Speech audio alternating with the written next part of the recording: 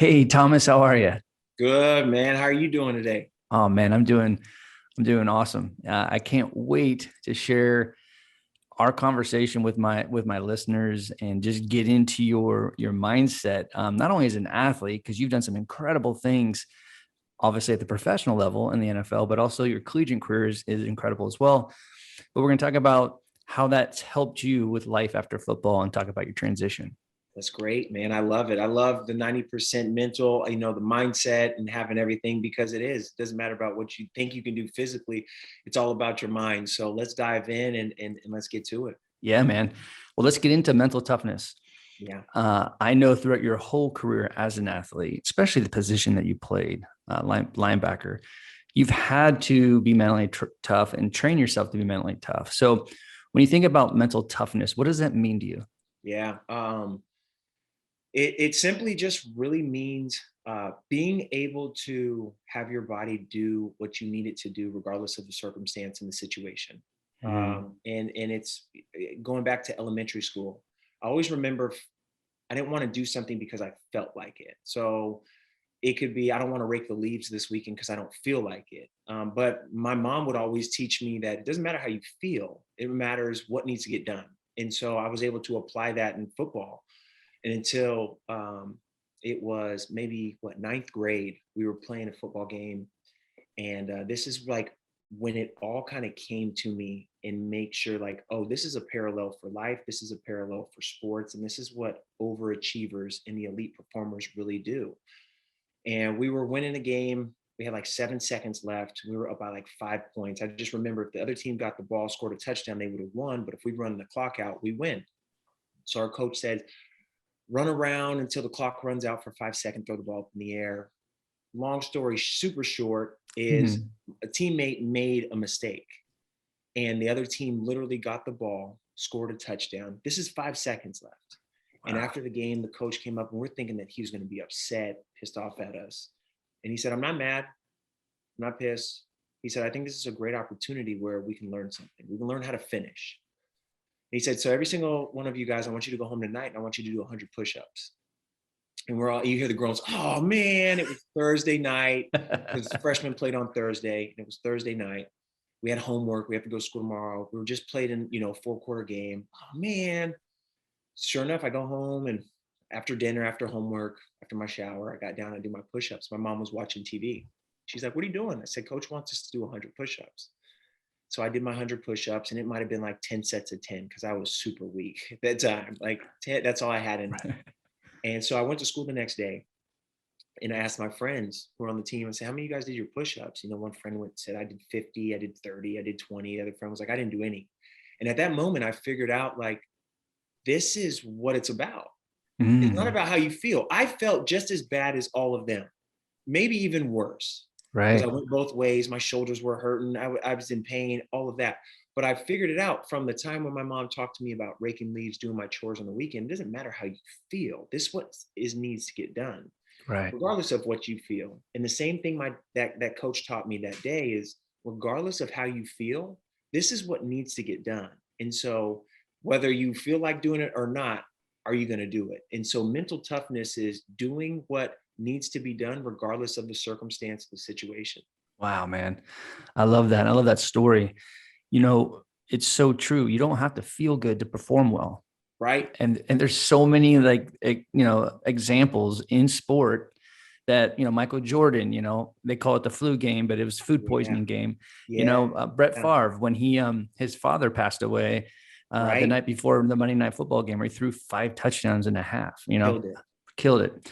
Yeah. And there's tons of other ones, but it's a great point when you talk about mental toughness because you don't have to feel good to perform well. But what I try to share with my athletes or any athlete is that don't focus on the energy that you don't have, focus on the energy that you do Yes. have, because energy and feelings they connect. So when people Right. feel like they're not 100%, then they think, well, I might not do well today. No, Right. right? Yeah, that's so good. That's when you mentioned that point, I have a really good friend by the name of Aiken Adele who played 10 years in the NFL, was a mentor of mine. I had a teammate, and he always used to tell me that just because you don't feel 100% doesn't mean you can't give it. So Yeah, even though you that's don't cool. feel 100%, I'm feeling 50% today. You can still give 100% of your 50%. Exactly. And like when he said that, it just really clicked of, again, it doesn't matter how much you have in the tank, just make sure you use all of it. And, when I was in New England and we played, there's this big old sign that was in the training room. It was like the first thing you saw when you walked in. And it's perfect. It's literally fits Coach Belichick to a T. It says, don't allow what you can't do interfere with what you can do. Mm-hmm. And when you think that way, it's like there's so much going on. You think about what today and everything we're handling and going through in 2021, there's a lot of things that we cannot do. But don't let it interfere with what we can do. Do not let it interfere with what you can do. Exactly. And so I think that with having that mindset, with the mental toughness, and then the ability of knowing that, hey, sometimes I won't be 100%, but I can always give 100% of what I have. It's a magic. It's huge. And I love talking about it. I love talking about, energy management and also the way you talk to yourself too. I mean, like no matter if you feel like 50%, but you still need to perform, it's about I get to, right. I mean, I learned that later in life, man. When I played football, if I had that whole mentality of, I don't have to do shit. Like I don't, but if I want to be on this team and be the starting quarterback, there's some things I have to do, but I get to do it. Yeah. And it's funny you mention that, because that's the same thing that I tell when I teach my athletes when I'm at USC is that, the difference between have to, like we have to go to training camp, but we get to raise a trophy. Like the championships. And so for me, winning 2 national championships, I found that out very lucky. Like at an early age, at 18, like I wanted to quit. That's when we had double days. That's when training camp was, in the middle of the day when it was hot and it was uncomfortable and you hated football. How can you hate something you've always loved and thought you were supposed to do? Right. And it was like, you have to do the things you have to, so that one day you can do the things you want to do. And so we have to go to training camp, but we also want to raise that trophy. Yeah. We want to raise that trophy. And I raised the trophy 2 times in a row, my freshman and sophomore year at USC, because of the work that we did when we had to do it. And we had great guys like Sean Cody one time. We used to do these workouts in the morning. It was 6 a.m. run. And literally at 6 o'clock, coach yelled, hand down. If you were late, you had to come back and do it at 1 o'clock. And it was 60 minutes of pure hell on cone, speed ladder, the roll drills. It was just like, if you can imagine the worst workout physically, then we did that from 6 to 7 in the morning. And I remember one of the times at the very end, we did these things called 150, and it was a 150-yard triangle, or not triangle, it was a 150-yard rectangle that we run. It was almost like running track. Mm-hmm. And so depending on how many times throughout the course of the workout, somebody had knocked over a cone, somebody messed up the ladder, somebody was bent over. That was huge. Do not bend over, because you'll get the whistle blown. And it's like, they start adding times to you would run. So we would normally usually have to run 1 to 2, depending on where we were in our training. But if somebody, didn't cross the line, you got to run 3. If somebody bent down between, when we were working out, that was 4. And so we had to do maybe, let's call it 5 this day. And I remember on the third one, Sean Cody ran around one of the cones, grabbed the cones and threw it on the ground, because that was another rule. If you knocked over the cones when we were running the 150s, they added another one. It was all about discipline, right? Wow. Again, doing what you need to do regardless of the circumstance and the situations. Right. No excuses.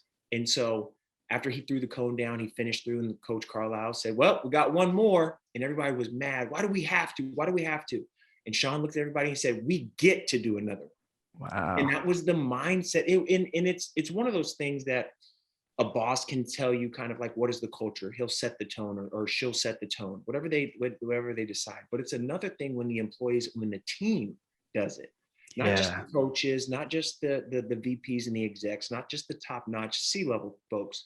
It's about the people from the inside. One of my mentors, John Gordon, has this phenomenal saying that culture is built from the inside out, not the outside in.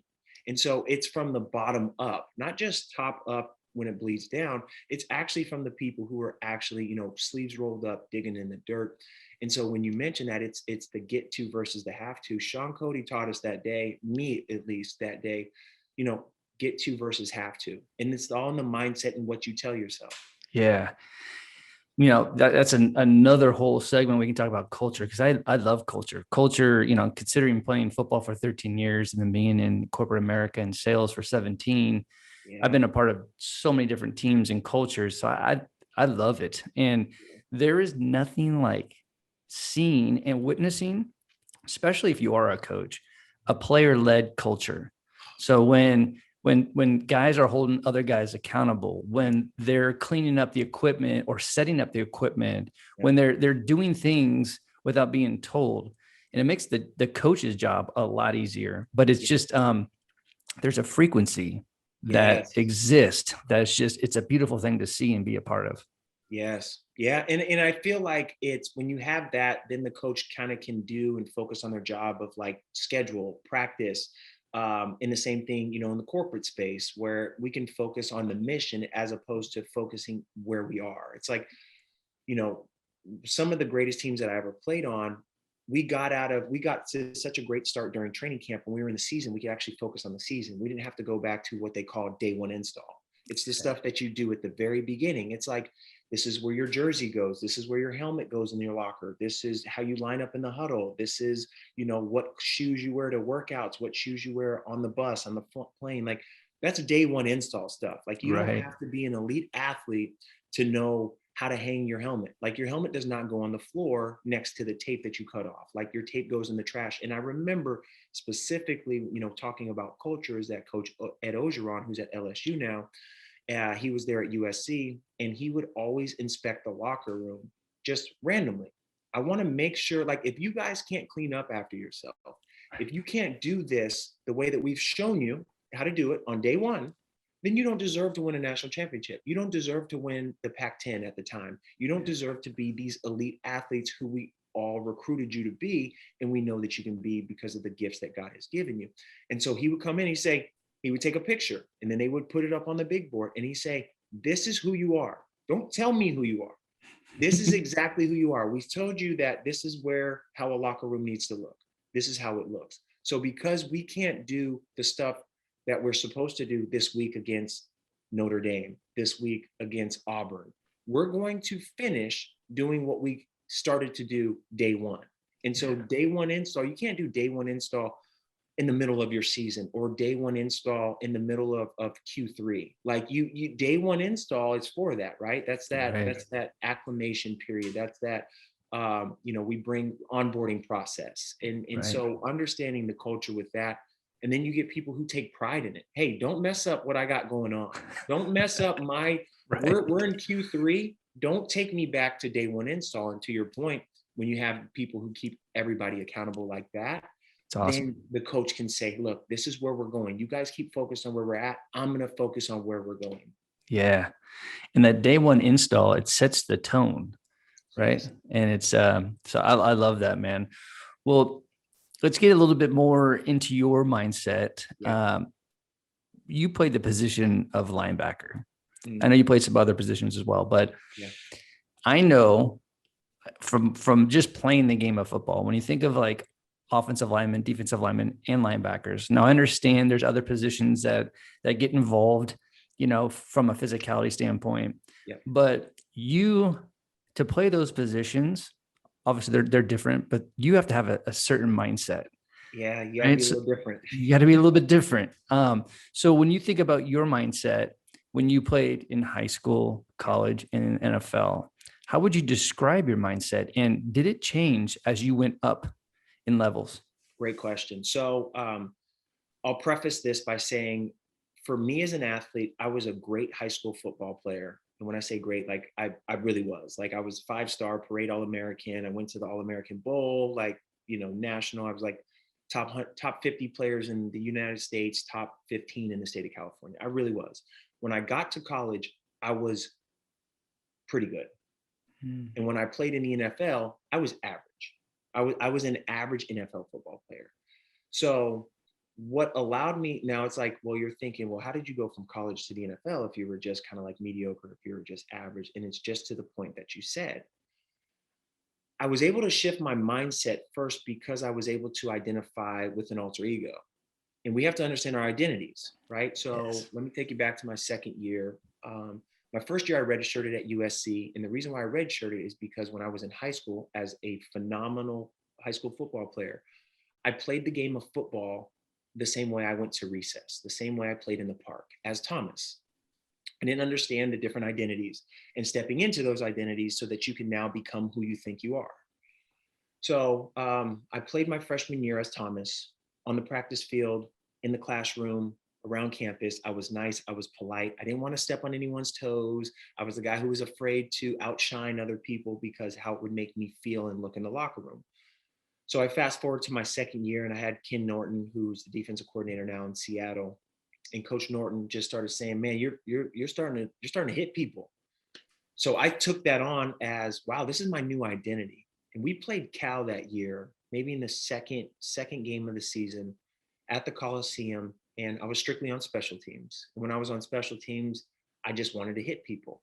And so I hit this guy so hard on a special teams play that when we watched the film the next day, Coach Carroll invited the whole entire team into the meeting room because he wanted to show them this play. And usually it's just the special teams guys, and then the whole team comes together and joins. But he said, "Man, we got a special treat." And so everyone's thinking that it was going to be Snoop Dogg, who he brought in before, Will Ferrell, who he brought in before. It was going to be something fun for the team to kind of like bond and to relax. But he said, "Watch this play." And I don't even remember the play during the time. And then I hit this guy so hard that I hit him from the numbers, and he ended up on the sideline. And I blindsided him. It was legal. It was clean. But right then he paused it and he said, "Ladies and gentlemen, Thomas the Hitman Williams."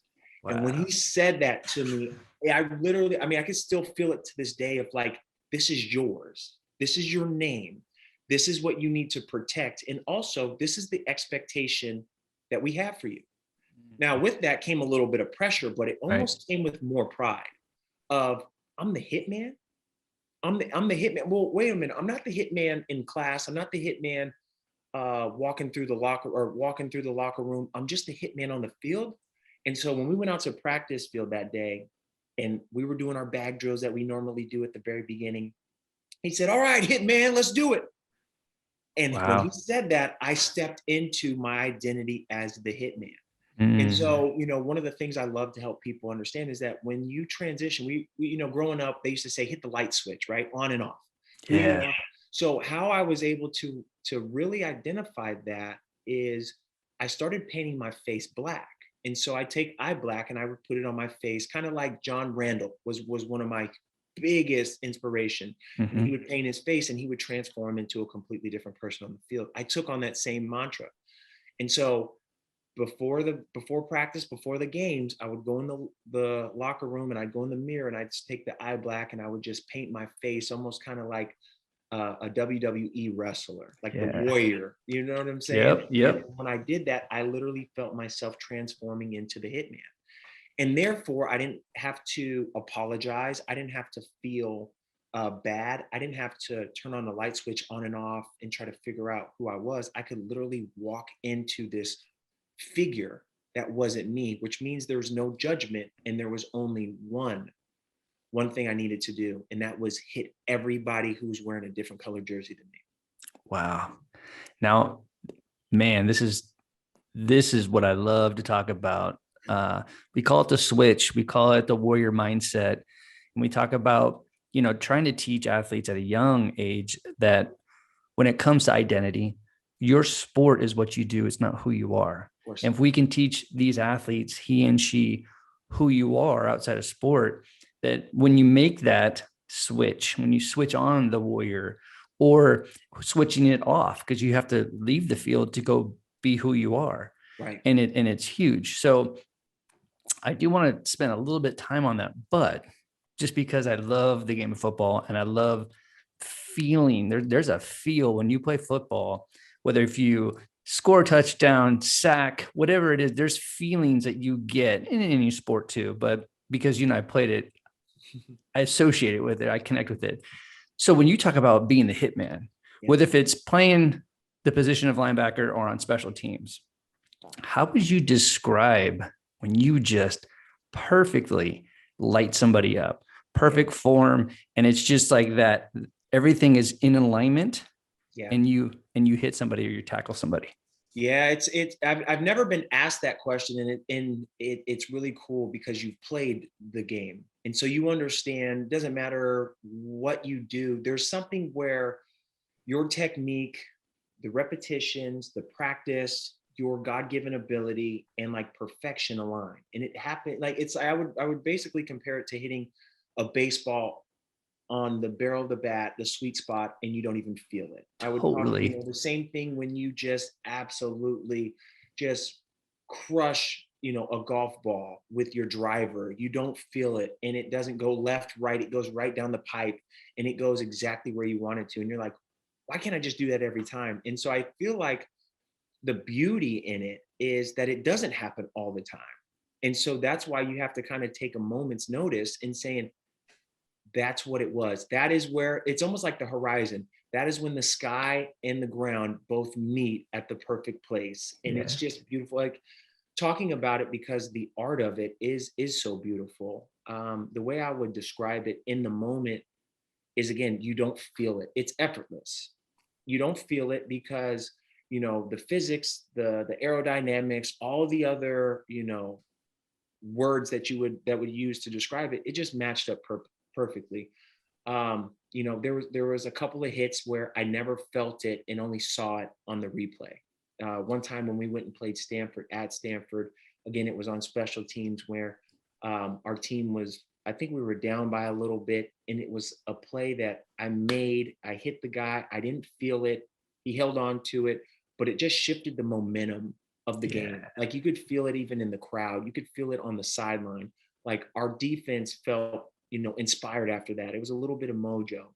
For me personally, of course, it feels great because we practice for years and for decades for certain things. And when you get it just right, it kind of just reminds you that all of the work that you put into it, it was worth it. Like those Right. those early mornings, those late nights, doing that drill for the 1,000th time. You've done it Totally. 999 times. Now it's 1,000th times. It was worth it because it lined up perfectly. And there's not anything that there's nothing to describe it that would actually put it and give it its reverence. But just knowing that it was absolutely perfect, I mean, it's what we live for. Yeah, exactly. And it's connection with your craft. I mean, there's Yes. all these things that we do when we're playing the game of football or any sport we have a connection to, but that one, especially being on defense, that's your Right. job, right? So when you Right. connect with that, there's alignment there. It's I know I played defense for a little bit, so I kind of get it before I Yeah. went full on quarterback. But and I'm going to circle back on the whole identity and Yeah. also your identity of hitman when we actually talk about transitioning out of sport. Right. Um, but I want to touch a little bit about preparation. Okay. Now, for someone who played, who's won 2 national championships, was in the Rose Bowl for 4 times, Yeah. you played at the NFL level. When you think of like the national championship game, when you think about the Super Bowl playoffs, like the hype that goes into it, did you just treat those games as another game, or did because I know Pete Carroll is huge about the Super Bowl is just another game. It's Right. if you want to Right. make it Super Bowl, Yeah. that's on you, but Yeah. nothing's changed. The rules Right. haven't changed. Nothing. It's just that there's really good football players on the field. Right. Yeah. It's again another one of those day one install things. One of the things I love about the cultures that really invest in the rookies, so to speak, the freshmen, the newcomers, is that they do a really good job of telling them about what are the expectations, and then there's an adaptation process that happens. And I've seen it in corporate, I've seen it in sports, I've seen it in schools, I've seen it in pretty much every industry. I've seen where it was good and I've seen where it was bad. Where Coach Carroll did a really good job is that from the very beginning, he harped on practice. Let us know, hey, we're going to practice for 5 straight days. We're only going to play for one. We're going to practice for 5 straight days, which means we're going to play 20% of the time, which means we need to spend 80% of our time in mental focus practicing. Right. Right. So he already set from the very beginning, here are the expectations. You need to prepare 5 times as much as you play and perform. And so the same thing I do when I teach athletes, I say we learn in 3 phases, or we do 3 things. We prepare, we practice, we perform. You can't do one without the other. You have to do all three of them. And where I learned that was in college. And so Coach Carroll, very early on for all of us as freshmen, and he does it for every class, he did it for every class, is he let us know you don't have to do anything better than you've ever done it before. Just do it how you've always done it. So, which let us know that you don't have to play on Saturday better than you practice on Wednesday. Matter of fact, I'm going to be upset if you play better than you practice. And so he ingrained that into every single one of us so that we knew that when we step on the field, it is a game. So that when the game comes, it's another practice. So Got it. how can you eliminate the pressure? How can you bring the pressure down to you? Is that you put more emphasis and you put more pressure on yourself during those practice and those preparation moments than you could ever need or would ever be there during the championship, so to speak, that big presentation, that deadline at work. And I'll also say that when we got there to those Rose Bowls, to the national championships, even I only went to the playoffs once in the league and it was a different experience. So I can't really speak to that. But what Coach Carroll did is that the weeks leading up to the game, we did everything the same way. We practiced the same way. He didn't say, okay, in this play, when you're going to make this play in the game, because this is the last play of the game, he never said that.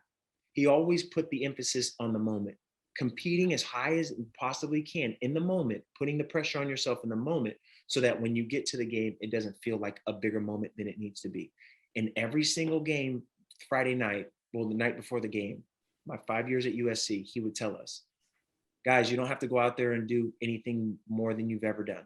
You don't have to have the best game of your life. Just do what you did Monday. Just do what you did Tuesday and all the way up to Friday. Just keep doing that, because we all knew that it was more of a priority to perform in practice than it was at the game. Wow. You know, I say this all the time when I'm working with teams and athletes. Obviously, we train for the game. Yeah. Like we want to have stamina. We want to be in shape, and we want to be ready for anything. But what we're training for physically and mentally is you're training for the moment, right? So again, I don't care how awesome you are. You could be the top 50 athlete in the United States, but in that moment, if you're not dialed in, you don't know what you're doing, you're not executing your assignment, how good are you? And I love it that what you're stressing, what Coach Carroll is stressing, is that when you actually are practicing the moment, that you're eliminating a lot of pressure, a lot of things that can come in. It's just about that moment. And I think that's where we need to be more, is that we need to train performers for the moment, not for the result and the outcome, right? If you want that result and outcome, you'll get it if you're in the moment. Yeah, no, I mean, you're absolutely right. One of the things loving that analogy is that, it's the quote that there's two quotes that I love, and they're pretty much saying the same thing. The more you sweat in training, the less you bleed in battle is one. And then it's people always fall to the level of their training, not rise to the level of their expectations. We don't rise to how we think, like, I'm just going to hit it. Actually, you know what? Let me take that back. I've only known one player, and I love this guy to death, but I only know one player who could literally practice at a 3 and play at a 10. And it was Lindell White, the running back who scored. I think he's got the most touchdowns in USC history. Like Lindell, and he will tell you, I'm not doing none of this during practice. And then he would go for $150 on Saturday. That's the only athlete that I've ever seen. I'm not saying it's impossible. I'm saying that it's highly unlikely. And so those are the things that we have to understand, is that we usually we usually fall to the level of our training as opposed to rise to the level of our expectations. Wow. I love it, man. I love it. Well, before we get into transitioning out of sport, especially when there's players like yourself that were drafted in the NFL draft, when you think about that moment, it's a celebration. So all your hard work and all your mental preparation, reps, all that stuff leads to that moment. So when you were drafted in the 5th round by Jacksonville, like, how did you explain, and share, how did you feel in that moment? Yeah, it was well, first off, like I was saying before, I only started 10 games at linebacker in college in 4 years. And there's, now there's like 13, 14 games possibly in a season. So there was people who started more games in a season than I started my whole entire career. And that was, I mean, so I had expectations and hopes to get drafted, but if I didn't, I would have known why. Like there's people who are more deserving on paper, so to speak. And so when I got drafted, I was like, holy cow, it actually worked. It meaning I had this dream at 7 when I went to an Oakland A's baseball game. I'm 23 years old. It took me, 15 years or whatever it is, 16 years to get there. And it actually worked. Like everything was worth it. And I had that for a split moment. Now, the part about it that people don't understand is that your name flashes across the screen quickly, but you don't get paid for like 3 months. So I'm an NFL football player, but I'm still living on a college scholarship, like stipend check. So I'm in the league. I am an NFL football player. I am employed by the NFL. However, I had like $800 because our stipend checks were so low. Like I had $800 to my name. And so I'm like, well, wait, I called my agent. I was like, when do I get paid? Like, do you guys need my routing number right now? Do you guys need my banking information? Like, Yeah. I'm hungry. I want to go celebrate with the family. And so he was like, well, you're not gonna get paid for a while. And so I'm thinking, man, this sucks. Yeah, I'm in the league, but this sucks. I'm not getting paid. But after a quick moment, obviously you embrace with your family and your friends, you start reminiscing about different times. You remember that time when, you used to buy Walmart cleats, or you remember that time when I drove you to practice, or you remember that time when, the coach said you were going to be terrible. All of these things come back into play. But one of the things I do remember is that moment lasts but a second, because I was like, but what's next? Then about a month later, I show up to Jacksonville, I report to Jacksonville, and I walk through the locker room doors. And the feeling that I thought I was going to have was like an euphoria feeling. Like I thought it was going to be a euphoric experience. And I thought it was just going to be like next level of like, I almost thought I could like walk on water after that. For some reason, it was weird. Doors open. I walked in there and I was like, this is it. Like I arrived. Right. This is it. And I believe the reason why I was so on fire getting there, and I lost my fire while I was there, is because the journey is really the fun part. Because once you really get there, like it's nothing changes. Like, yeah, sure, I got paid. I went from making $1,200 a month to $17,000 a week. That's awesome. That's cool. Right. But then you have to pay more taxes, which I've never paid before that. Right.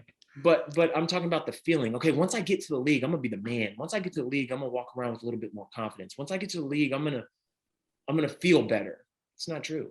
Right. And I learned that from firsthand experience. And so I had this dream. I wrote down from the time I was a kid that I want to go to the NFL, which I did. But where I'm at now in my life is that I don't write down kind of like, well, next 5 years, talk to me where you're at. I don't do that. And the reason is because I have experience, me personally having experience of writing things down, and I limited myself to writing it down. I wrote it down and I got there. I did exactly what I wrote down. I want to go to the league, and I got there. And so for me, I don't believe in like having these are these aims and there's these North Stars that you should aim to. But once I got there, I didn't feel any more of what I thought. I actually felt better holistically. Wow. When I was pursuing it, when I got injured, when I had surgeries, when the doctor said I wasn't going to be able to run, when I went from first string to third string, because you got guys like Brian Cushing, Ray Malaluga, these Keith Rivers, these younger players who are coming in, taking your spot. I had fun. And I found out my identity, like we were talking about, my identity is I'm addicted to achievement. I'm addicted to achieving things, especially when it doesn't look like it. That's why I'm a public speaker. When I got done playing, and I know we're going to get into it, but that's why I do the things that I do. And I find most adrenaline in accomplishing the things that kind of look crazy. What's something that no one wants to do? And if it's in my wheelhouse, oh, I'm gung-ho. I'm 100%. Here we go. Let's go. I love it, man. I call that the possibility mindset. Like when it doesn't matter, anybody calls something impossible. What do you mean it's impossible? Right. It's impossible if you think it is. I mean, there's people that have done some really crazy things, man, and they made it possible. So, man, I love it. It's the process, right? That's why, like, when you hear Nick Saban, but you hear all these other coaches, is honor the process, trust the process. It's right? the process, and the process becomes the journey.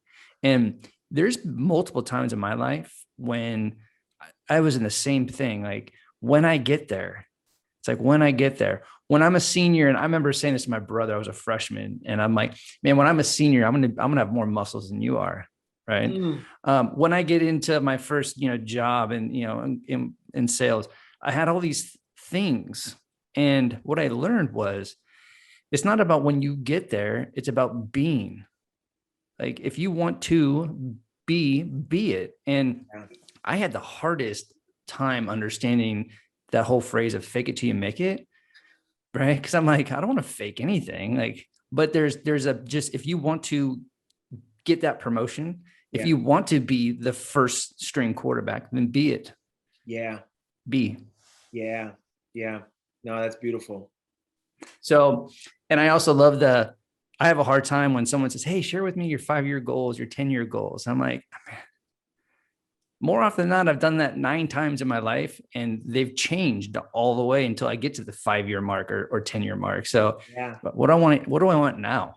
Like, right. what am I And doing? you know, to the point that you're also making, and I've enjoyed and I've appreciated this is it's not about what you get, it's about who you become. And so who did I become along those 4 years, Yeah. 5 years when I was in college? I became a resilient human being. I learned all of my foundations as far as like my willingness to never quit and never give up. It looks one way.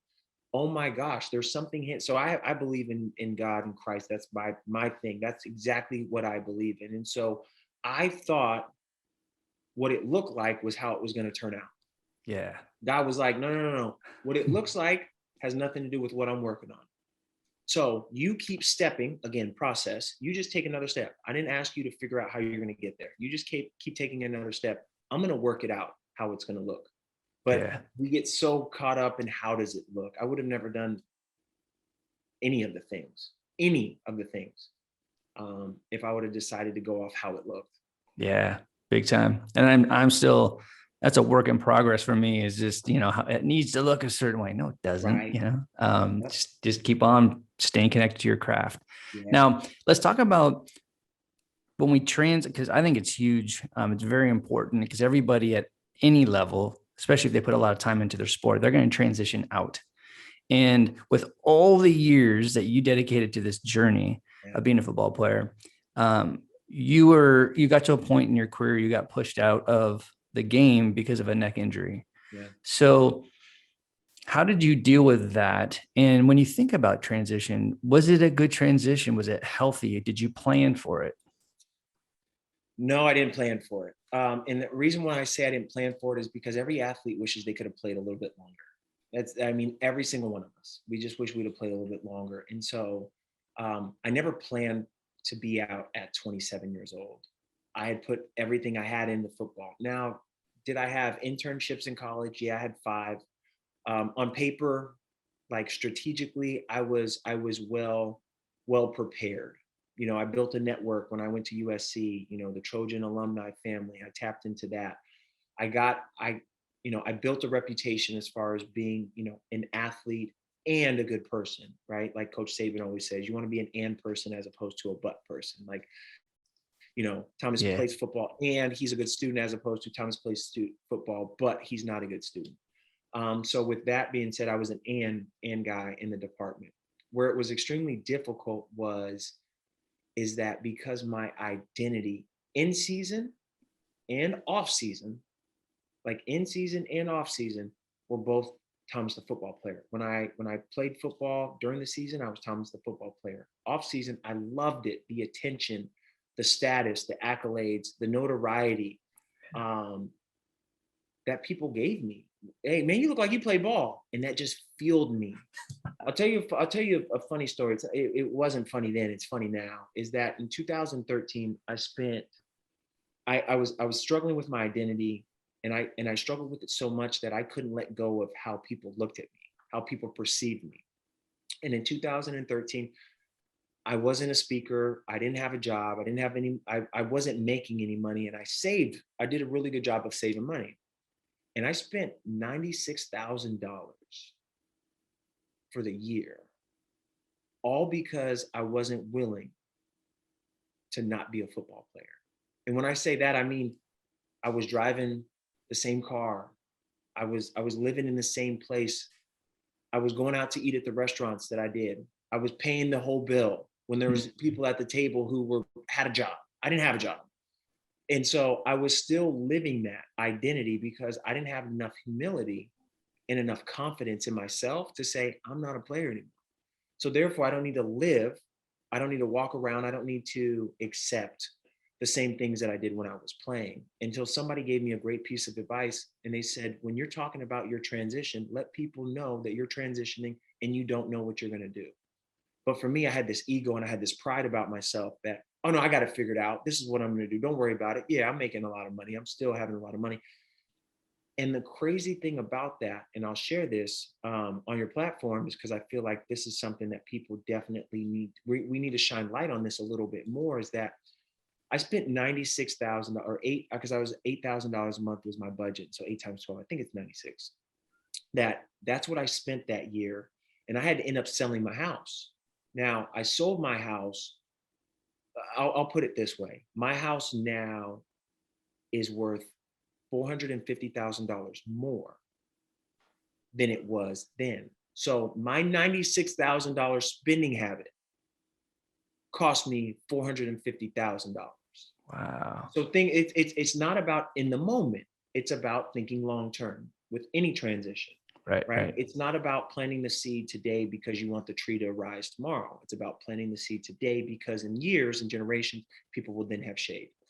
So I was thinking about in the moment, not thinking about the $450,000. And that's just one example of it, right? We could talk about the emotional issues that I had, where I had to go see a therapist for 5 years because I didn't have enough confidence. I had to deal with daddy issues, identity problems, personal identity issues from growing up.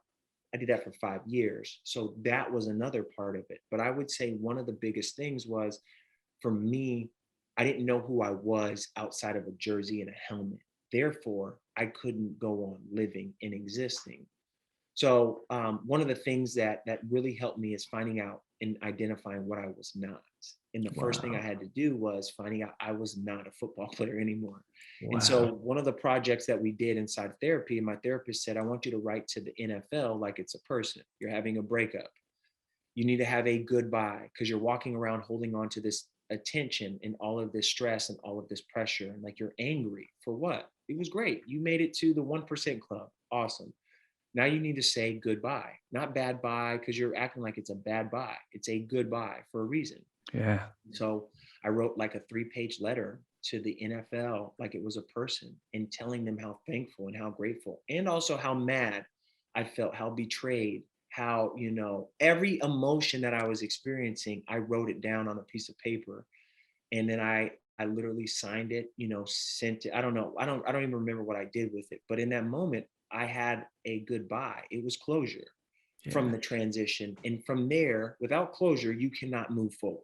Right. And now the NFL wasn't going to give me closure and call me and say, hey, we're sorry, or we love you, we want you to come back. It's not going to happen. Right. And so what do you do when you need the closure in order for you to move on, but the person or thing that is never capable of giving you that closure, is that you give yourself permission to have closure with that. And so I did, and have moved on, beyond. But I mean, it was a lot of work. Wow. Yeah, man, I love that whole exercise of writing it out, writing that letter, because it's closure, it's saying goodbye, but it's also you're clearing the energy. So you have more emotional energy to work with, so you can do the things that you want to do moving forward, right? Yeah. And I love your story. And again, this is about you, but I know that there's listeners that are going to be listening to this and they're going to learn stuff. And with my whole transition, it took 2 decades for me to get it. Yeah. to get really let go of all that frustration and that energy of, I didn't have a choice. I mean, I did have a choice, but my body told me like, hey, dude, can't play the game anymore because my hip. And which is really funny is when you think about the things that I had to deal with for a long time was self-acceptance. And when you're a quarterback, right? Same thing you're talking about, the light's on you. And when you're a starting quarterback out of the 12 years, I was 11, I was starting quarterback. So it would felt good to be that quarterback when people would say, you're Grandpa? Yeah. I'm Grandpa, and it felt good. But being like the quarterback, you got popularity. I was homecoming king for 3 years in a row in high school, and everything in college. Everything was just easy or Yeah. easier. Yeah. So what was really funny is that when I started doing this job, becoming a mental performance coach, and I was working at different high schools and colleges, in the beginning of my career as a mental performance coach, I remember this moment where I was working with this high school program, and I'd been working with them for, I don't know, 6 weeks. Felt like I had relationships built, the rapport, the trust, and like there was good energy every session. Well, there's this one session where there was a group of people like in the team that were in the back right, and they were just screwing off. They weren't getting involved. Like when we were meditating, they were like, all of them were sitting there looking at their phones. And I started to make it internally about me. Yeah. And I started to go, why are they disrespecting me? Do they? And I started to like make up the story. And I was upset in the moment, right? So I get done, I call my mentor, Graham, and I told him what was happening with me. And he's like, dude, when's the last time you were 17 years old in this day of age? He's like, you have no clue. Don't make it about you.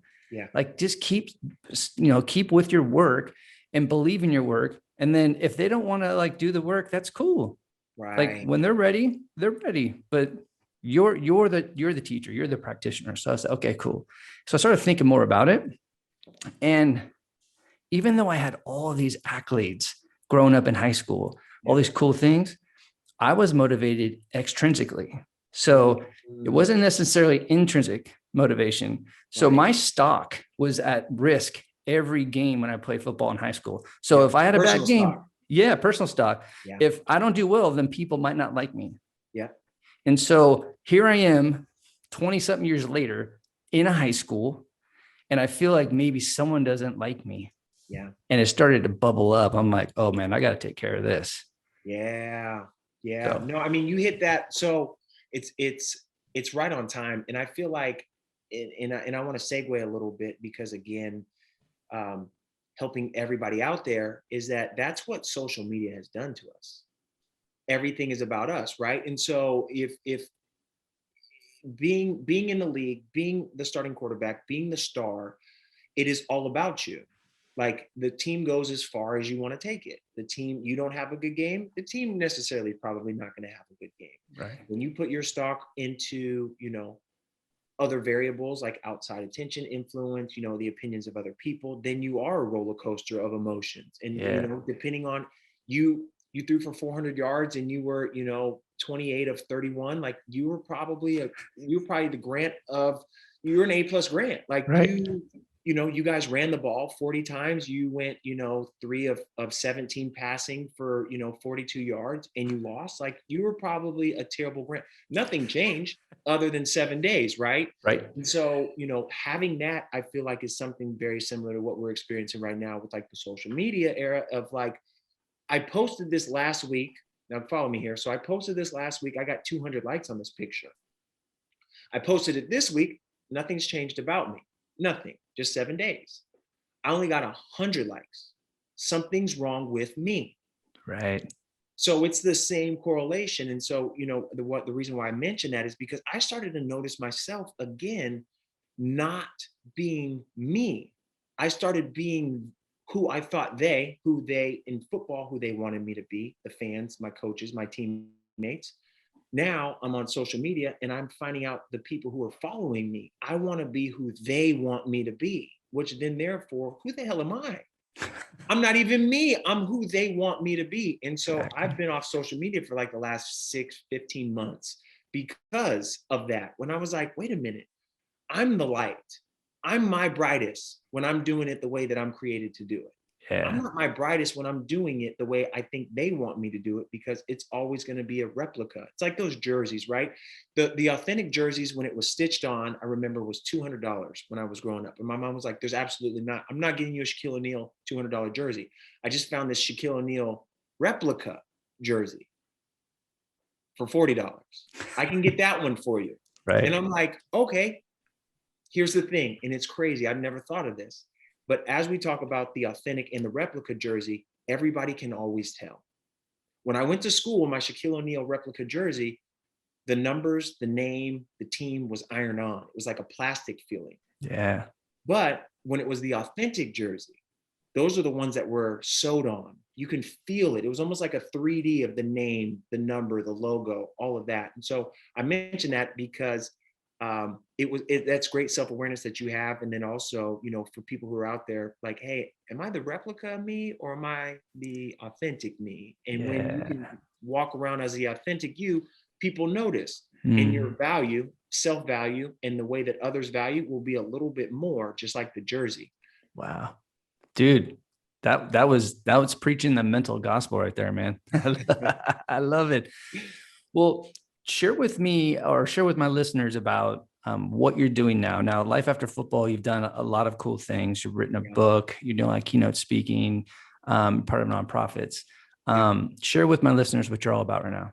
Yeah. So what I'm all about is I'm about greater than your jersey. And so what greater than your jersey really means is that I'm a great person. I just so happen to be a great athlete when I played. My jersey's long gone, don't know where it is. They could burn it, they could sell it. Somebody's actually wearing all of my numbers on all the teams that I played for. But that doesn't have anything to do with me. I'm still great.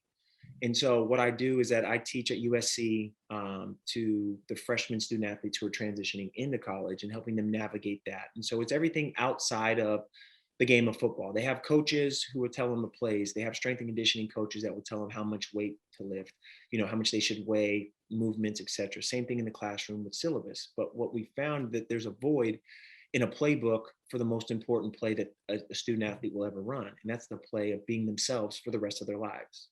And so that's part of a leg, part of my passion in the things that I'm doing. Also written 2 books, Permission to Dream and The Relentless Pursuit of Greatness. The first reason why I wrote it selfishly for me is that I wanted to identify and see if I could do something outside of my jersey. I want to see if I could actually do something that the world doesn't see a lot of. We're seeing more of it now, former athletes becoming authors, etc. But when I did it, it wasn't a thing.